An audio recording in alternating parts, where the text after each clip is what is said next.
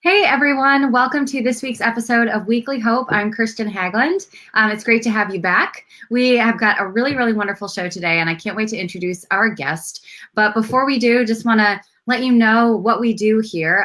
We started Weekly Hope at Eating Disorder Hope about a month ago, I guess. And it's been a really incredible journey so far. We've had some incredible guests.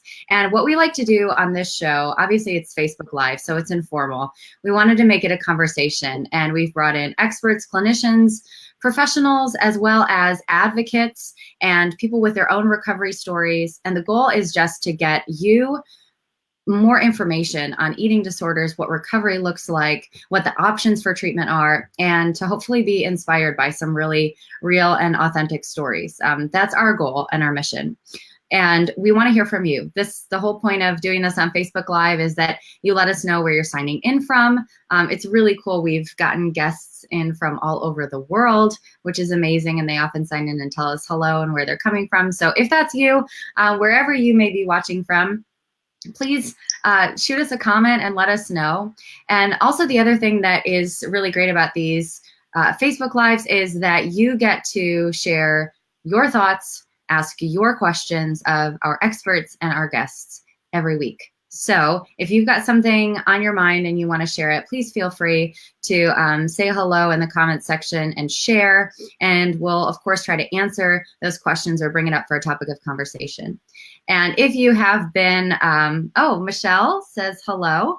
Or maybe she's mentioning Michelle. Maybe that's Sharon mentioning Michelle. So hello, Sharon and Michelle, if that's both of you. But as those of you who tune in every week also know, I have an unofficial co-host, and that is my dog Elsa here. She's my little toy poodle, and she and I are joining you from Germany. So it's about 6 p.m. for us here. I know it's 12 p.m. there on the East Coast. And I think our guest is joining us from the East Coast time zone as well. But wherever you're watching from, of course, we hope this is a really wonderful, blessed 45 minutes for you. So with that, I want to introduce our guest. She is an author, and she is a speaker, and she does a lot of other amazing things, as well as being a mom to 4 girls. And I'll let her tell us all about that. But that's one of the main things on her bio on her website. She starts out by saying, well, Mom, I have 4 daughters. So without further ado, I'd like to welcome Jennene Eklund to the show. Jennene, welcome. Hi, it's great to be here, and I'm in North Carolina, so it's actually kind of gloomy right now, which is unusual, but it's about 12 noon here, so it's awesome that we can connect and know that wherever we are, that there's a community of people who are interested in hope and in recovery. So those are the things that I'm passionate about, and as you mentioned, I do a lot of things, but one of the things that I'm the most proud of and that defines and consumes most of my time is the fact that I'm a mom to 4 girls. My oldest daughter is 19, and then I have a 17-year-old, 15, almost 15, and almost 11. So you can pick me at any point. Yeah, absolutely. Absolutely. And I just want to mention we've got Samantha, and Samantha is a frequent viewer. And so I just want to say hi, Samantha, to you. She says, hey, Kirsten and Elsa. Hey, thanks for watching. Another thing I want to mention about Jennene, we're going to dive into her book, which is called Overthrow, and she has a really incredible message in there. But just want to let you know that Jennene has a big part of her story is one that regards her faith. And so we are going to be talking about things today from a Christian perspective and talk about her faith journey and her testimony. So, we understand and know that we have a wide variety of beliefs in our audience. And just wanted to make sure that we put that disclaimer out there and let you know that we are going to be talking about things from a faith perspective today. And that's Jennene's heart. And she does have a really powerful story. But I think that no matter where you are in the spiritual spectrum of belief, that you'll find her story really inspiring. So just wanted to be as respectful about that as possible before we dive into our conversation. So Jennene, before we hear more your story in detail, and I also want to get your wisdom for parents by the end of this conversation, because we frequently have a lot of people on here commenting about what do I say to my daughter or a young person if XYZ. Yes. But talk to us a little bit about your role with Celebrate Recovery, because you write and you do a lot of activism, but talk specifically a little bit about what you do there and that program. And I think you and your husband are involved in that together. Is that correct? Yes, we're both. We have our local ministry at our church, and Celebrate Recovery is a Christ-centered 12-step program that's in 33,000 churches across the world. Over 1 million people have gone through the 12-step program. So it's something that you can literally find in any state, in a lot of countries at this point. So, but it is a Christ-centered 12-step program, and it's where I found a great deal of my freedom when I came out of treatment. And my husband is a national director. We're both actually on the national team, and we do a good deal of traveling with Celebrate Recovery. I was just in Nashville last week at we call it our summit. It's an annual conference. We're about to have one in Orange County in California for the West Coast, but this one was the East Coast, where 3,000 people got together and learned and celebrated their recovery and what Jesus Christ has done. And like you said, my faith is an integral part of who I am. It informs how I see the world and how I see my recovery and how I see where I've been and where I want to go. And I understand that sometimes people are at different places along the spectrum of faith, but just to know that my faith is such an integral part of who I am that I couldn't separate that when I talk about that. So for me, It's something that it gives me, it's the definition of hope, right? Because this is eating disorder hope. And so for me, the eternal perspective that I find in my relationship with Jesus Christ and the hope that, that the things that I do in this life, they matter, and that people's lives they're important to God, that every life has value to God. It doesn't matter the reason that you're in the situation that you're in. I mean, we work with not just people who have eating disorders, but my husband is one of the biggest advocates right now for the opioid epidemic. He's been to the White House. He speaks on it extensively. And just there's a lot of the work we do is just to remove stigmas that people labor under when they suffer, and people tend to assign blame. And they take your behavior, so you use drugs, therefore you become an addict. You starve yourself, therefore you become an anorexic. We tend to label people. And I love Celebrate Recovery and the work that we do there because I'm able to see people, as human beings with a story. And everyone has had a diverse set of experiences that have brought them to the place that they're at. And that's where I love to meet people and to talk to them. And I talked to probably, there were 3,000 people there, talked to probably 1,500 different women about their struggles. And it's not just women who struggle with eating disorders necessarily, but as we know, as women, we're constantly bombarded with messages about our value and our worth. And so it's been a really cool experience for me to expand the message that, yes, we can recover from eating disorders, but also that we can fight the standards of this culture that keep us enslaved in a mentality that somehow or another our value has to do with what we look like or how we perform. Yeah. And so I love talking to women who use food in all kinds of different ways and have all kinds of different experiences. And I'm an older woman. I'm in my 40s. So stop it. You are not old at all. That's not old. And for anyone who's watching, I was in my 30s when I went into treatment. So that's kind of older. So I have a heart for women who don't necessarily fit the stereotype of what an eating disorder looks like. So those are my passions. Yeah, it's incredible. And we're actually part of we do, and you have been a part of our Eating Disorder Hope online conference that we've done before in the past. And it's actually one thing that we're really excited about. Our online conference later in Q4 in December is going to be focusing on these more marginalized groups like women who are older than the typical age of onset, I should say, which usually is the teenage years to early 20s, and struggle with an eating disorder, because you're right, they have been very much underrepresented and valued. And a question came to mind as you were talking, and just Hor Ferras says, hi. I'm not sure if I'm pronouncing your name right. I'm really sorry if I'm not. But hello, and thank you for joining us. Can you talk a little bit about the fact, because this is something that has come to my attention a lot in the last couple of years, and that is that a lot of people have been hurt by their faith community. and maybe it was a part of the environment that helped create the conditions for the onset of an eating disorder, and maybe not, but or maybe when they tried to go get help from someone in their church, whether it was just a lay person or someone in leadership, there was not the most constructive response. Is this changing? And what would you say to someone maybe who has said like, oh, my church is, or my faith community is not an option at all for help. They're not understanding. They're super judgmental.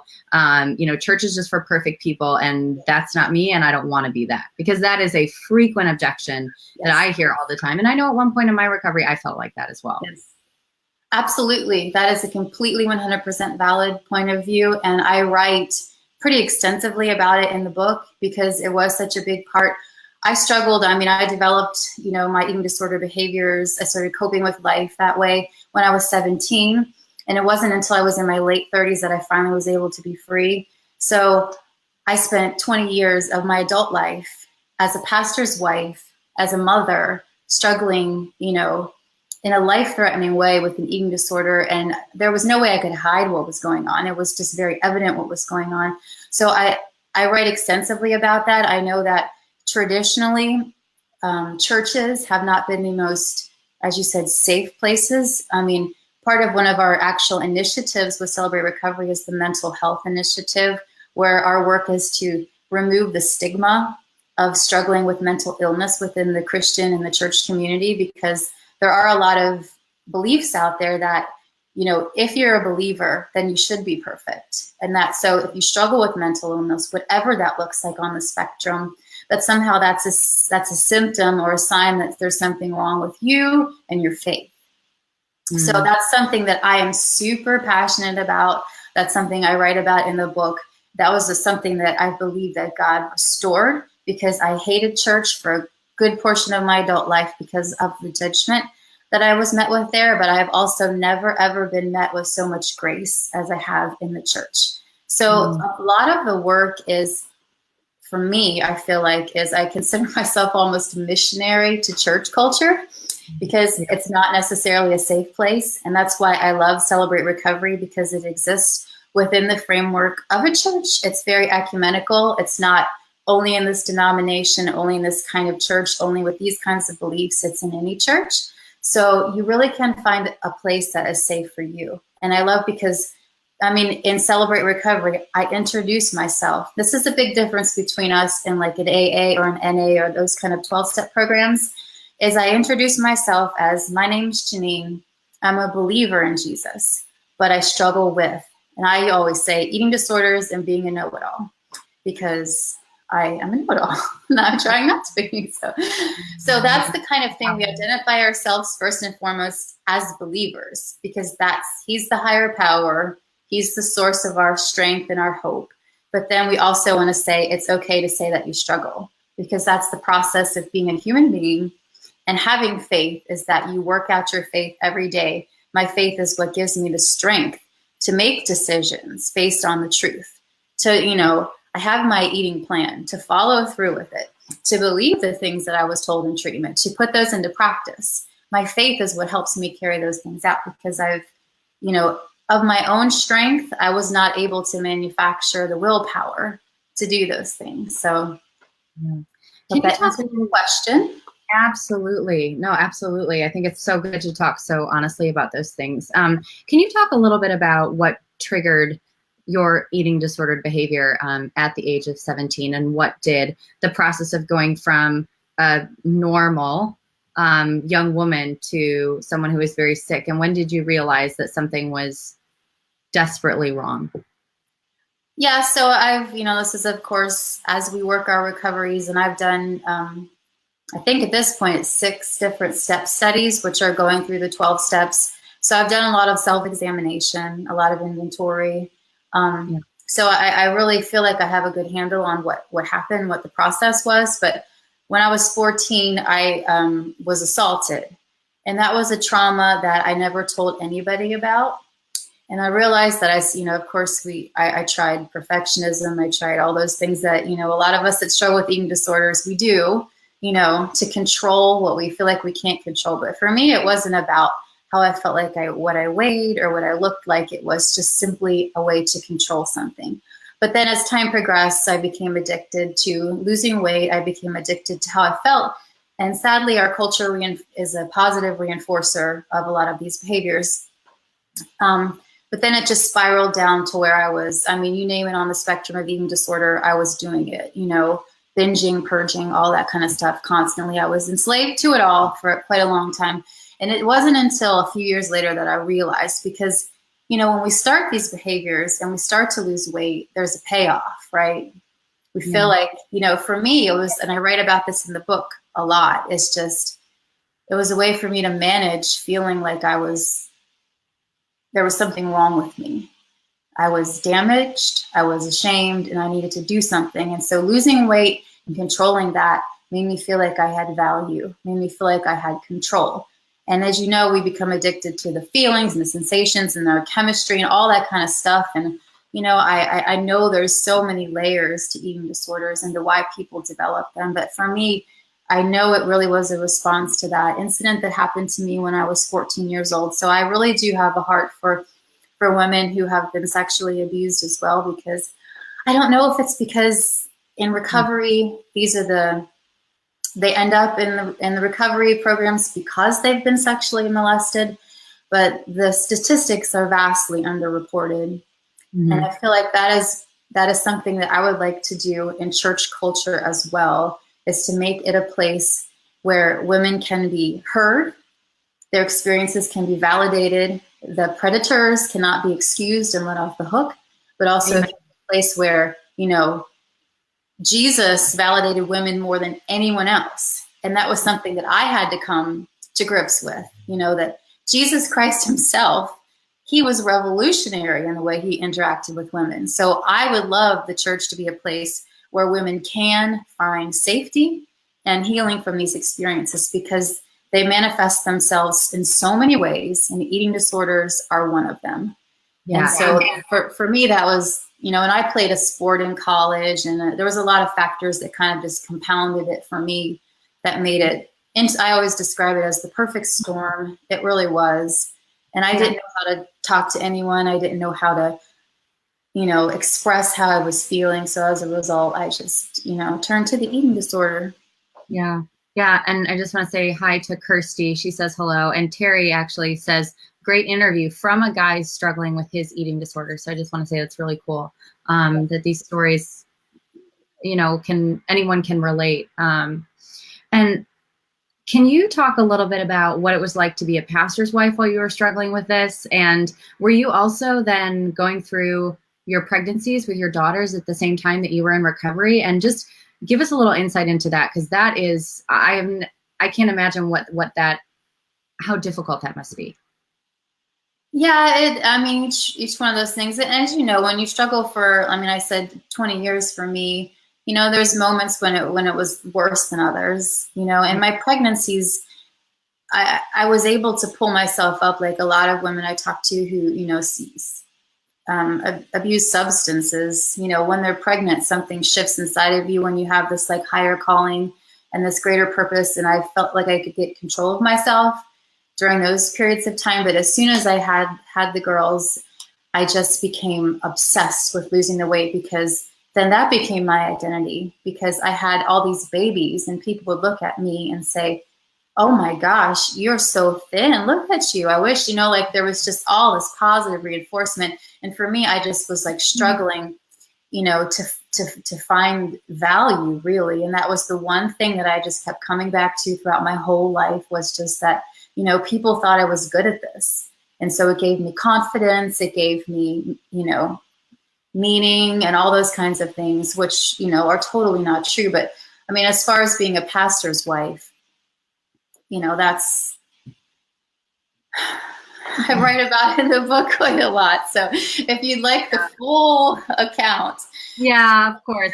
And there's a big difference in churches, right? I've been in churches where it was a nightmare. I've been in churches where I have never felt more love and support. I've been in churches where they value me because I say that I struggle. Like, we're hired at the church we're at right now to do recovery, because we're on a mission to reach people who don't feel safe. So, but I will say, being a pastor's wife when I was struggling, it probably was one of the hardest things I've ever dealt with. Because not only did people judge me because they could see, but they also, my husband would be confronted like, well, if you really were who you say you are, your wife wouldn't be struggling. So it was just this, my eating disorder was wreaking destruction over every area of my life. And so ultimately, though, I consider it a gift that on one Sunday morning, the day before, so this was in 2009, I was in my 30s. The day before I was supposed to go into treatment, it was a Sunday. I wasn't forced to, but it was encouraged that I was going to go in front of the Sunday morning congregation and tell them what was going on, because I was going to be leaving for months. And so it was fair that my husband and my kids, I was going to explain what was going on. And up to that point, I had never told anybody what I struggled with, never. But I stood up there and I shared it in my Sunday best in front of, and I have never felt more ashamed, but I'm telling you, I have never felt more liberated, because it was in that moment where before God and before my harshest critics and my most fervent supporters, that I shined a light on the truth. And I'm telling you, isolation is the food of eating disorders. Well, if isolation feeds eating disorders, then vulnerability kills them. Vulnerability is the light that shines in the darkness. And I'm telling you, in that moment when I felt like all hope was going to be lost, something shifted inside of me, because I realized that the ground didn't swallow me up whole in that moment. And then I realized that I could get better. I could get better. The world wasn't going to collapse on me, that I still had choices to make. And I consider that one of the, we call in recovery, we call those moments of clarity. I know, like, different professions have different words for those experiences when you feel like, I know what I've got to do, and I know why. So thank you for sharing that. I had a similar moment, not in the same setting, but I mean a similar moment of clarity where it just became extremely real to me that this is what I needed to do and what actually deep down I wanted to do, even though the eating disorder voice can be so strong and is there and doesn't just go away like that. I'd love for you to, I actually have to go get my laptop charger so that my battery does not run out. So I'm going to put you on the screen and I'm going to ask you, it'll take me less than 30 seconds. So I can talk all day. I know, and I could listen to you literally all day. Talk about, the name of your book is Overthrow, and it's proclaiming, give me the second part of it. Okay, I have it right here. Yes. Yay. Yes. How to unseat the false king and live in victory. Amen. Okay. So can you talk about a little bit about lies versus the truth and that game? Because I know that there was, and obviously we want people to go and buy the book so they can get the whole story in detail. So I don't want you to give it away.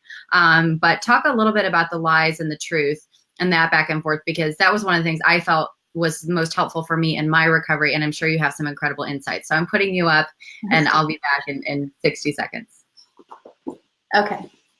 So one of the main reasons, the reason that I wrote the book was because, throughout my work with Celebrate Recovery, I was able to share my testimony at one of the summits. So in front of 6,000 people, I talked about my struggle with eating disorders and also my subsequent victory. And so I was getting a steady stream of emails from people asking for, advice, if they struggled or if they just, one of the biggest things is that, women whose husbands maybe use pornography and they feel like they don't feel like they measure up. There's all these ways that women were struggling with lies versus the truth about what their value was. So I found myself answering these emails. And so I was thinking, wouldn't it be great if I could just write all this down and have something that I could give people when they were, searching for a resource? Because I was a bit frustrated with the lack of Christ-centered resources when it came to not only eating disorder recovery, but recovery from food issues in general. Because frankly, most, Christian or Christ-centered food resources, ultimately the goal is to lose weight. And that wasn't helpful to me, because even if I was the size I always dreamed of being, that doesn't mean I'm going to be happy, and it doesn't matter. It doesn't affect who I am in Jesus Christ one bit. So I wanted to write a book about food issues that really wasn't about food, because I know that food is just the way we cope. It's not the root of the issue. So that was one of the biggest lies that I wanted to confront and to write about it from a completely different perspective. Because for me, I just was examining, what did I believe? And then what truth did I then believe to confront that lie that actually helped me in those moments when I'm putting on my jeans and they won't zip, in those moments when I'm sitting down and I'm asked out to dinner and I don't want to go because I don't want to eat. What helped me in those moments when I'm going to get up in front of 100 people and talk about victory over an eating disorder and I feel fat? When shame is coming down. Yeah. I have there's 6 main ways I broke the book up. There's 6 questions really that I ask myself and answer on a daily basis. And that is how I systematically dismantled, and I call it a labyrinth of lies, because it's not just one lie. It's a whole bunch of lies that we believe, and one lie depends on the other, and they're intricately wound together. And they all form this thing that we feel like we can never penetrate. But you can dismantle those lies the way you believe them, one lie at a time, one truth at a time. Confronting lies with truth is one of the most powerful things. And I know in treatment, I was at Remuda, so I don't know if they still teach this, but it was the CCC, the Catch It, Challenge It, Change It. So you have to catch the thought, but you have to confront it with the truth, and then you have to change it. So you can't just recognize a lie. You have to catch it, you have to confront it, and to say, this is why you're not true. And then you have to tell it, this is what's true.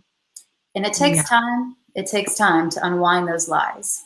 Yeah, it really does take time. And I want to emphasize that and get to Kirsty's question, actually. She says, she asks, can you eat in front of people now? That's a great question, because that was the journey for me personally. What are your thoughts about that? Yeah, I consider myself free. Like I listen to my body's hunger and fullness cues. When I'm hungry, I eat. I also eat because something tastes good, all that good intuitive eating stuff that we all learn. And it's also true. It's just awesome. Yeah. But there was a lot of time where I would just, even early in my recovery, when I had to travel a bunch. So there were all these situations with food I couldn't control. So I would just take my own food. Like you have to meet yourself where you are, but also recognize, is this behavior keeping me held back, or is this actually, this is what I need to do for now? I mean, I wore stretchy pants for 3 years straight because I just couldn't feel the clothes. It made me crazy. But now I only wear, like, I love vintage dresses with the belts. And that's what I love now, but it was a process.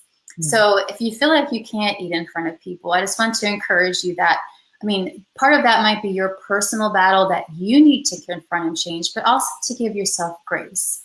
That's why I love Celebrate Recovery, because I know if I'm going to my meetings, if I'm working my program, and I'm turning over my hurts and my frustrations to God, and I truly am trying, that I know eventually those lies will give way. And now it's the joke, I'm like a newborn baby. I need fed every 2 hours, so I get cranky. Like I have to eat all the time now. So it's one of those things, it just does take time. Yeah, it definitely does take time, which I think is always a really, really good thing to repeat, because I think a lot of people hear others' recovery journeys, and because I've had people say this to me and say, I have no idea how I can get there right now. And I'm like, I didn't get there overnight. You didn't get there overnight. None of this happens fast. It takes a lot of work. I want to ask you 2 more questions. Before, and of course, if you are listening and you've got a question, please let us know so that we can get this to Jennene. Thank you for those of you who already have. What did you do on the days where? Because I've gotten this question a couple times, and I try to remember, and sometimes I'm able to, and sometimes I'm like, I forget, because it's not my reality anymore. On the days where you don't feel like you love your body in recovery, because it's not about the food and the weight, but at the same time, as you are weight restoring, that can really, really stink. Like, just to be real, it can just not feel good. So what did you do on those days where you just not happening today? Well, yeah, no, that's a good way to describe it too. It's just, and that has to be probably one of the most, and I have 4 teenage daughters basically. So, I mean, we have a lot of clothes and trying on of clothes in my house. So I understand it's not just an eating disorder specific issue that we all, we want to look and feel our best, but it's hard when your paradigm has shifted so much, just sizes and all that kind of stuff can really mess with your head. But it's actually something that I have a whole chapter in the book about that, because the way that I view my body is fundamental in my recovery. Because if I view my body as something that is all there is of me, that this is it, right? That I'm here and I'm going to do my best and then I'm going to, life is going to end, then for me, it was harder for me to wrap my head around those moments where I'm like, I feel like crap. So why wouldn't I just lose weight? Because that will make me happy right now, right? That'll make me happy. Why should I get better? But it was when I shifted my focus to my body being something that was mine, to my body being a vehicle that was getting me from here to another point. I was able to say, okay, body, I don't like you right now, but I know you're not meaningless. You're not meaningless, but you're temporary, right? You're temporary. And I can do this. I can walk out of the house in these clothes that I feel horrible in, and it doesn't matter, because as a believer in Jesus Christ, I believe that there is a day is coming when all of this is going to be changed, and we're going to see with our eyes what we've believed in our hearts is there, that hope, that all the pain and the frustration and the struggle, because I'm a believer in Jesus Christ, because I believe that Jesus came to make all things new. And that means my body. It's going to be made new. So, and I'm getting older. Like I said, I'm in my 40s and things are changing and they are not going to change back. So those are like, I have a lot of conversations with women, not just with, eating disorders, but with just aging. It's hard. It's really hard when you find that things aren't the same and you have no power to control that. So I liken that to like eating disorder recovery too. It's like coming to terms with the fact that I may never like my body, but that doesn't mean I can't believe the truth about my body, which is that it is not meaningless, but it's temporary. Yeah, so good. Last thing is that, can you talk a little bit about how you parent with your young girls and what you say, what you do, so that you must have fear, or maybe you have no fear and you've given it to Jesus, which that's the goal. I think I would fear if I had daughters. Oh, I don't want them to struggle. I would be terrified that they would struggle with something similar. How do you parent now, having gone through what you did? And how do you build in them a sense of confidence and self-esteem that their value is not just about what their body shape and size is? Because I can imagine it's not easy. It's not easy. And I mean, some I've had, some of my daughters have struggled. It is definitely a fear. It used to be a greater fear. I've come to terms with the fact that, Jesus takes better care of my kids than I can, and that actually the thing that I thought was going to ruin their lives was going into treatment. I mean, they were 10. I mean, they were old enough to know what was going on when I went. I thought it was going to be the ruination of my family as something that they actually respect, that I chose to fight. So something that I do and I'm very intentional about is making sure that my kids, that we have a very honest, family dynamic. We all go to Celebrate Recovery. We have a kids program and we have a teenage program where they work the same steps. We talk about denial and powerlessness. And so weakness has always been something that we're not ashamed of in our house since I got into recovery. And I think that's a huge thing, because a lot of my struggles manifest themselves because I felt like I couldn't talk about it. So I feel like my kids talk to me, but that's not to say that it's perfect. But I was really intentional with never letting them see me, though, put on clothes and call myself fat. I do try to not say those words. I never talk about dieting. I mean, I am really intentional about that. And I feel like they get it. Kids, they know a lot more than we give them credit for. But they just have to have permission to be able to experience life and to experience some pain without me swooping in there and trying to fix it for them. Because ultimately, the coping skills that they're learning are what's going to save them from struggling like I did. And I can't make them not struggle, but I can equip them to learn the things that I learned, later in my life that set me free. Because the truth is the truth. It doesn't matter if you're 10 or 19, it's the truth. So that's what they have open share groups where it's like in recovery, it's open share where they talk about it's confidential, and I'm sure they share things they can never share with me. So I feel like they have, skills that I didn't have. Now, like I said, my oldest daughter, she lives in another state. She goes to college in another state. So all I can do is pray and trust God that He has her back, because I can't be there. But that's parenting in general, But also it has made me very passionate about this culture. And I do not want to leave the culture the same way for my kids as I found it. I want it to be different. The diet industry and all that kind of nonsense. So I feel like that's something that, my expression is, if the diet industry were a person, I'd punch it in the face. I would, because I hate it. Yeah. I hate it so much. So that's something I want to instill into my kids too. Yeah, absolutely. Thank you so much for those words of wisdom. I'm copying the link from your website, and I'm going to put it up so that people can put it up on the screen. Here we go. It's Jennene with 2 N's, JENNENE, Eklund.com. That's the website, right? Yes. Yeah. So tell people where they can find the book and where they can follow you on social, so that they can learn more about your story and get more of your incredible wisdom. Well, thank you. Yeah, I'm on Facebook and I'm on Instagram, Jennene Eklund on both of those places.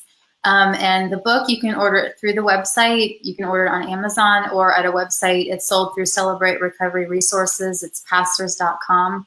But if you go to that website, the shipping is free. You can order the book straight from there. That's probably the easiest place to get it right now.